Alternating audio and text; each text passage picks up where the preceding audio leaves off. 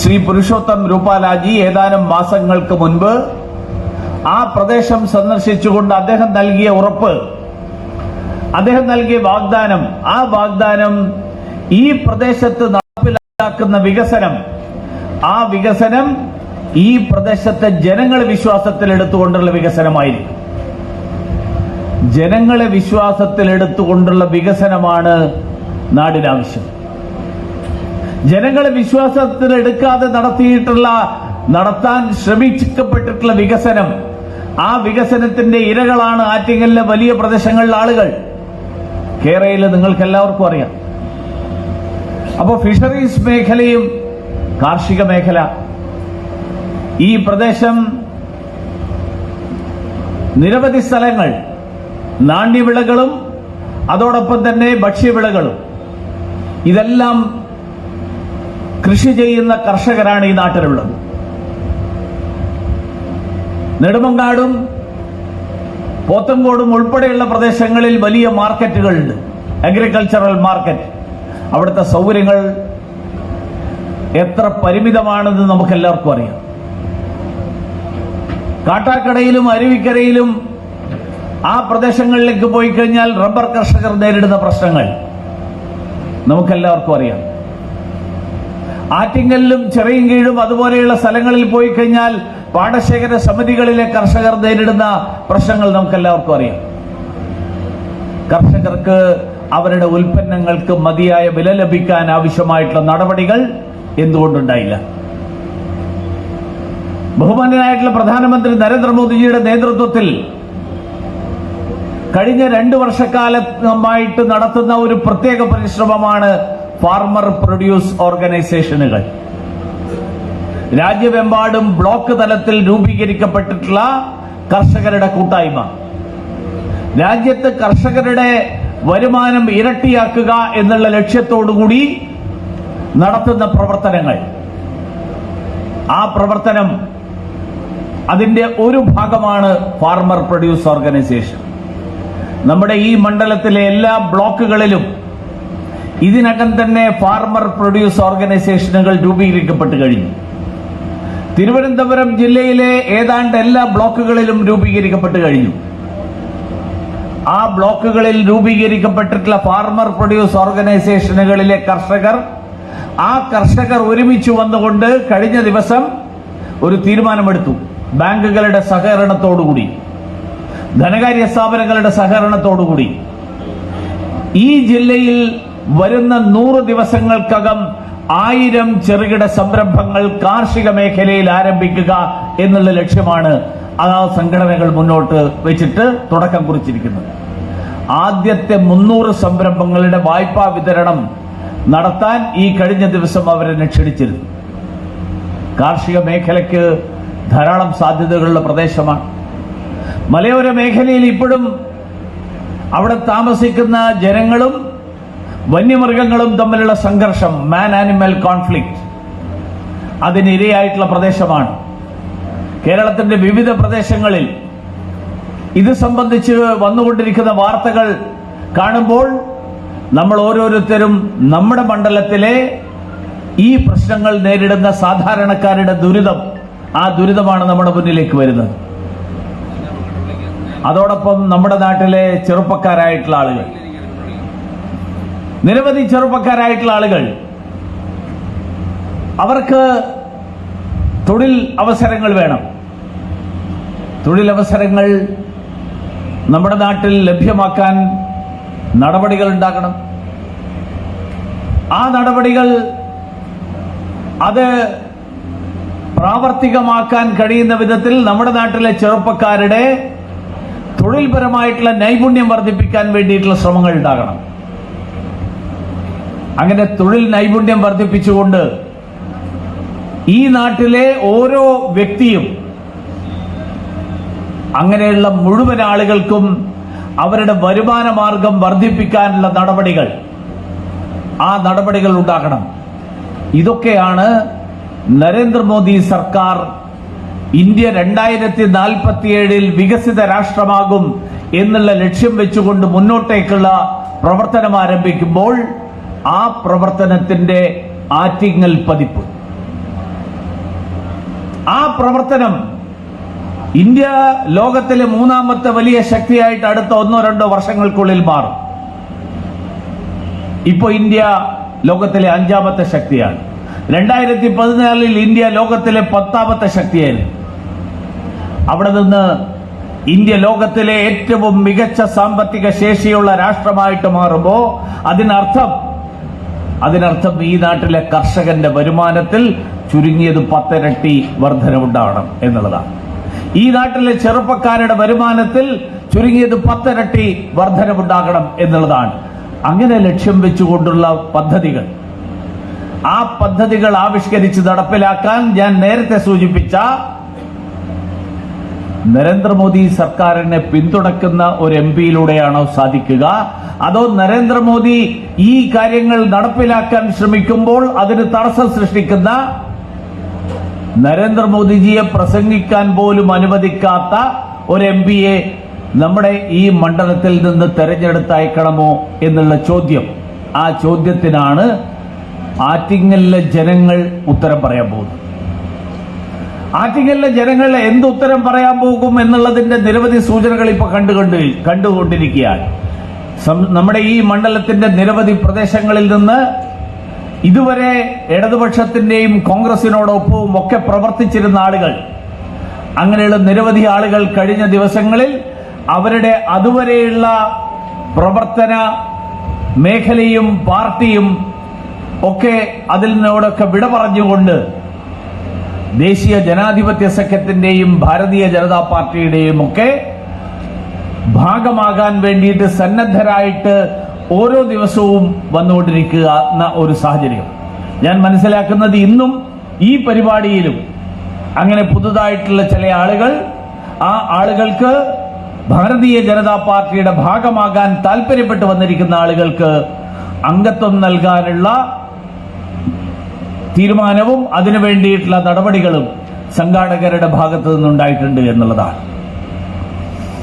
ഈ പ്രവർത്തനങ്ങൾ നടക്കുമ്പോഴാണ് നമ്മുടെ നേരത്തെ ശ്രീ കുമ്മനം രാജേട്ടൻ സൂചിപ്പിച്ച നമ്മുടെ നാടിനെ കാർന്നു തിന്നുകൊണ്ടിരിക്കുന്ന ഏറ്റവും ഗുരുതരമായിട്ടുള്ള രോഗം അഴിമതി.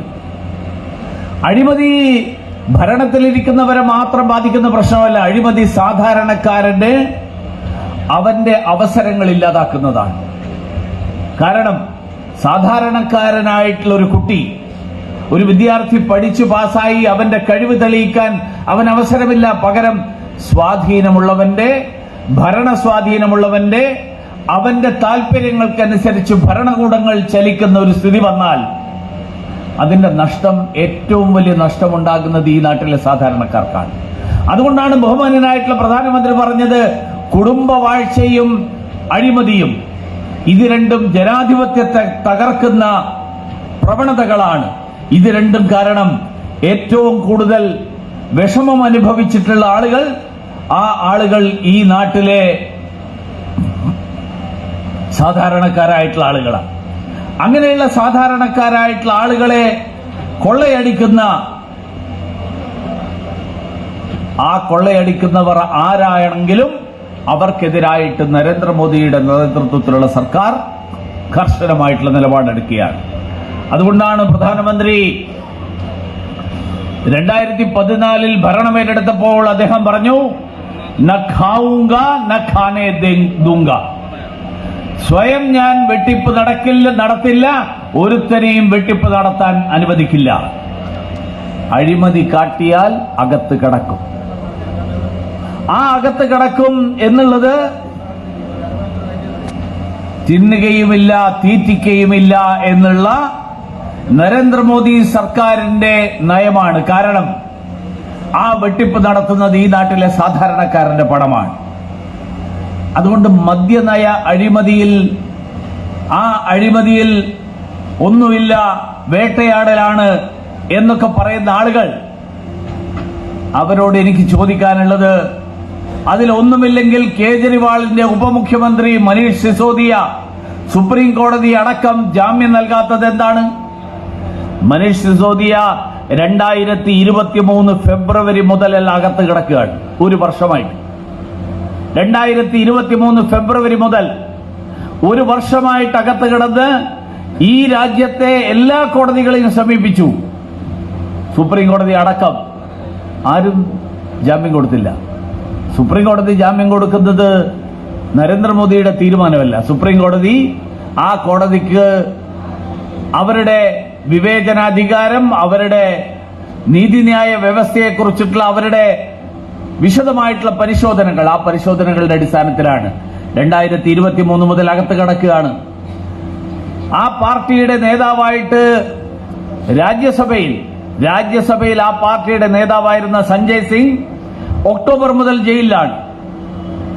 കഴിഞ്ഞ മാസം ഫെബ്രുവരി 26-നാണ് മനീഷ് സിസോദിയെ അറസ്റ്റ് ചെയ്തത്. നിങ്ങൾ കണക്കൂട്ടി നോക്കണം. ഫെബ്രുവരി 26 കഴിഞ്ഞിട്ട് ഇപ്പോ ഒരു വർഷം കഴിഞ്ഞ് വീണ്ടും ഒരു മാസം കൂടി പൂർത്തിയാകാൻ പോകുന്നു. 13 മാസക്കാലം. ഒന്നും ഒളിക്കാനില്ലെങ്കിൽ, അഴിമതിയായിട്ട് ഒന്നും പറയാനില്ലെങ്കിൽ ഈ രാജ്യത്തെ പരമോന്നത കോടതി അടക്കം അങ്ങനെ ഒരാൾക്ക് ജാമ്യം നിഷേധിക്കും, അതും ഉപമുഖ്യമന്ത്രിയായിട്ടുള്ള ഒരാൾക്ക്. മാത്രമല്ല, ഈ പറഞ്ഞ മദ്യനയത്തിൽ അഴിമതിയില്ലായിരുന്നെങ്കിൽ ആ മദ്യനയം എന്തിന് കേജ്രിവാൾ സർക്കാർ പിൻവലിച്ചു? കേജ്രിവാൾ സർക്കാർ ആ സ്വയം നയം പിൻവലിച്ചല്ലോ. അതിനെതിരായിട്ട് അന്വേഷണം തുടങ്ങിയപ്പോ ആ നയം പിൻവലിച്ചു. അപ്പൊ അതുകൊണ്ട് ഇപ്പോ കേരളത്തിൽ അവർക്ക് വലിയ പിന്തുണ കൊടുക്കാനായിട്ട് രണ്ട് കൂട്ടർ മുന്നോട്ട് വന്നിരിക്കുകയാണ്. കാരണം ഒരേ തൂവൽ പക്ഷികൾ ഒരുമിച്ച് വരും. കേരളത്തിലെ CPM, ആ CPM പറഞ്ഞത് ഇത് വേട്ടയാടലാണെന്നാണ്. വേട്ടയാടലാണെങ്കിൽ ജാമ്യം കിട്ടാത്തതിനും നയം പിൻവലിച്ചതിനുമുള്ള കാരണം, ആ കാരണം എന്താണെന്നെങ്കിലും CPM ഈ കേരളത്തിലെ ജനങ്ങളോട് പറയുമോ? മാത്രമല്ല, കോൺഗ്രസിന്റെ നിലപാട്, കോൺഗ്രസ് മനീഷ് സിസോദിയെ അറസ്റ്റ് ചെയ്തപ്പോ പറഞ്ഞത് മനീഷ് സിസോദിയെ കള്ളനാണ് അറസ്റ്റ് ചെയ്തത്, നന്നായി എന്നാണ്. ഇപ്പോ ഇരുട്ടി വെളുത്തപ്പോ നിലപാട് മാറി. കാരണം തെരഞ്ഞെടുപ്പ് വരുന്നു, നരേന്ദ്രമോദിക്കെതിരായിട്ട് BJPയെ വിമർശിക്കാനായിട്ട് ഒരവസരം, ഒരു ചാൻസ് കിട്ടി. എന്നാൽ ഇത് വെച്ചിട്ട് വിമർശിക്കാം. ഇത്രയും നിലപാടില്ലാത്ത ഒരു പാർട്ടിയായിട്ട് ഇന്ത്യയുടെ സ്വാതന്ത്ര്യത്തിന് വേണ്ടിയിട്ട് നിലകൊണ്ടു എന്ന് പറയുന്ന, ഇന്ത്യക്ക് സ്വാതന്ത്ര്യം കിട്ടി 30 കൊല്ലക്കാലം തുടർച്ചയായിട്ട് ഭരിച്ച ഒരു പാർട്ടി, 30 കൊല്ലക്കാലം, ഞാൻ നേരത്തെ പറഞ്ഞില്ലേ അടുത്ത പ്രധാനമന്ത്രി ആരാണ് എന്നുള്ളതിനെ കുറിച്ച് സംശയമില്ല എന്ന്. ആദ്യത്തെ 30 കൊല്ലക്കാലം അതായിരുന്നു. ജവഹർലാൽ നെഹ്റു മത്സരിക്കുന്നു. ഏത് വിളക്കുകാലിനെ സ്ഥാനാർത്ഥിയാക്കിയാലും കോൺഗ്രസിന്റെ പേരിൽ, വിളക്കുകാല് മാത്രമല്ല ഏത് കുറ്റിച്ചൂലിനെ സ്ഥാനാർത്ഥിയാക്കിയാലും ജനങ്ങൾ തെരഞ്ഞെടുത്തയക്കും എന്നായിരുന്നു അന്ന് കോൺഗ്രസുകാർ പറഞ്ഞിരുന്നത്. ധാരാളം കുറ്റിച്ചൂലുകാരെ അന്ന് സ്ഥാനാർത്ഥിയാക്കിയിട്ടുണ്ട് കോൺഗ്രസ്. 30 കൊല്ലക്കാലം അങ്ങനെ ഒരു സാഹചര്യമായിരുന്നു. ആ പാർട്ടിയുടെ ഇന്നത്തെ അവസ്ഥ, ഒരു നിലപാട് പോലും ഇല്ലാത്ത അവസ്ഥ, ആ അവസ്ഥയിലാണ് നിൽക്കുന്നത്. അതുകൊണ്ട് ഇതിന്റെ പേരിൽ കേരളത്തിലെ ജനങ്ങളെ തെറ്റിദ്ധരിപ്പിക്കാൻ, പല പേരുകളിൽ തെറ്റിദ്ധരിപ്പിക്കാനുള്ള ശ്രമം നടക്കുന്നു. ഇതിന്റെ പേരിൽ തെറ്റിദ്ധരിപ്പിക്കാനുള്ള ശ്രമം നടത്തിയാൽ അത് തിരിച്ചറിയാൻ സാധിക്കുന്നവരാണ് കേരളത്തിലെ ജനങ്ങൾ, ആറ്റിങ്ങലിലെ ജനങ്ങൾ എന്നുള്ളതുകൊണ്ട് കൂടുതൽ വിശദാംശങ്ങളിലേക്ക് കടക്കുന്നില്ല. രാഷ്ട്രീയ പ്രശ്നങ്ങളും മണ്ഡലത്തിന്റെ വികസനവുമായിട്ടുള്ള ബന്ധപ്പെട്ട പ്രശ്നങ്ങളുമൊക്കെ വരും ദിവസങ്ങളിൽ കൂടുതൽ നമ്മുടെ നേതാക്കന്മാർ വ്യക്തമാക്കും. ഒരു കാര്യം കൂടി സൂചിപ്പിച്ചുകൊണ്ട് ഞാൻ അവസാനിപ്പിക്കുകയാണ്. മണ്ഡലത്തിന്റെ വിവിധ പ്രദേശങ്ങളിൽ നടന്നുകൊണ്ടിരിക്കുന്ന വികസന ചർച്ചകൾ, ആ വികസന ചർച്ചകളുടെ ലക്ഷ്യം നമ്മുടെ ഈ മണ്ഡലത്തിന്റെ വിവിധ പ്രദേശങ്ങളിലെ ജനങ്ങൾ, ആ ജനങ്ങളുടെ പങ്കാളിത്തത്തോടുകൂടി ജനങ്ങളുടെ ആവശ്യങ്ങൾ, നരേന്ദ്രമോദി ഏതൊക്കെ വിഷയങ്ങളിലാണ് ഈ നാട്ടിലെ ജനങ്ങൾക്ക് ഗ്യാരണ്ടി നൽകേണ്ടത് എന്നുള്ള വിഷയത്തെ സംബന്ധിച്ചിട്ടുള്ള ജനങ്ങളുടെ ആശയങ്ങൾ, ആ ആശയങ്ങൾ സ്വരൂപിക്കാൻ വേണ്ടി, ആ ആശയങ്ങൾ ഒരുമിച്ച് സമാഹരിക്കാൻ വേണ്ടിയിട്ടുള്ള പരിശ്രമമാണ് ഇതിന്റെ അവസാനം എന്നുള്ള നിലയിൽ. തെരഞ്ഞെടുപ്പ് പ്രചരണത്തിന്റെ ഭാഗമായിട്ട് തന്നെ വരുന്ന 5 വർഷക്കാലം നടപ്പിലാക്കാനുള്ള ഗ്യാരണ്ടി, ആ ഗ്യാരണ്ടിയുടെ ഒരു വികസന രേഖ, ആ വികസന രേഖ കൂടി വരും ദിവസങ്ങളിൽ ഭാരതീയ ജനതാ പാർട്ടിയുടെ ദേശീയ ജനാധിപത്യ സഖ്യത്തിന്റെ ഈ നിയോജകമണ്ഡലം കമ്മിറ്റിയുടെ ആഭിമുഖ്യത്തിൽ ഉണ്ടാകും എന്നുകൂടി സൂചിപ്പിച്ചുകൊണ്ട് അതിന്റെ പേരിൽ ഈ നാട്ടിലെ മുഴുവൻ ജനങ്ങളോടും ഈ പറഞ്ഞ എല്ലാ സാഹചര്യങ്ങളുടെയും പശ്ചാത്തലത്തിൽ ഈ നാട്ടിലെ ജനങ്ങളുടെ പിന്തുണ അഭ്യർത്ഥിക്കാനായിട്ട് എല്ലാ സ്ഥലങ്ങളിലും എത്തിച്ചേരാൻ 14 ലക്ഷം വോട്ടർമാരുണ്ട്. ഈ 14 ലക്ഷം വോട്ടർമാരെ ഓരോരുത്തരെയും സമയം കിട്ടിയിരുന്നുവെങ്കിൽ പോയി കാണാമായിരുന്നു. ഞാൻ ചില രാജ്യങ്ങളിലൊക്കെ പോയപ്പോ ആ രാജ്യങ്ങളിലൊക്കെ തെരഞ്ഞെടുപ്പ് പ്രചരണം ഞാൻ പറഞ്ഞു നമ്മുടെ നാട്ടിൽ 15 ദിവസമാണ്. അവർക്കൊക്കെ അത്ഭുത. അവിടെ 6 മാസമാണ് പ്രചരണം. ഞാൻ പറഞ്ഞു 14 ദിവസം കൊണ്ട് എത്തണം. എങ്ങനെ എത്തും? അതാണ് ഇന്ത്യൻ ജനാധിപത്യം.